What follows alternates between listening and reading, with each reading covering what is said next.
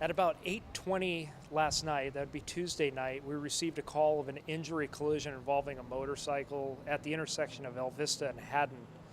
When our officers arrived on scene, they found that the motorcyclist was receiving emergency medical treatment, and they found that the SUV that was involved, a Ford Explorer, was abandoned.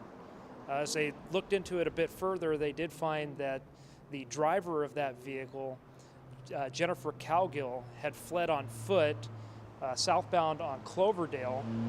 Very luckily, she was chased by a resident who had observed the collision, and she was held there until the officers were able to take her into custody.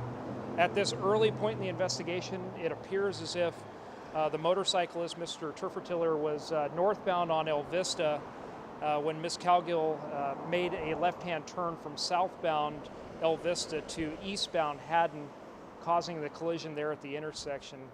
Initial indications are that alcohol and/or drugs are a factor in this collision, and therefore she has been arrested for vehicular manslaughter, felony hit and run, and also felony DUI. Unfortunately, Mr. Turfertiller did not survive his injuries. This is a very tragic case of what occurs when you mix alcohol and drugs in driving. One thing that is very clear is that Ms. Cowgill was trying to flee the scene. She not only tried, she did flee the scene. The initial assessment of the scene makes it very clear that the motorcycle was wedged underneath the front right bumper of the SUV and was dragged across the ground for at least 100 feet east of the intersection. And then at that point, Ms. Cowgill did get out of the car and flee on foot. So it's very clear her intentions were to flee the scene, not to stay around and do what was not only necessary but required in this type of situation and render aid to somebody who is clearly critically injured. The law is very specific about when you're involved in a collision, your obligation and your legal requirement is to stay at the scene.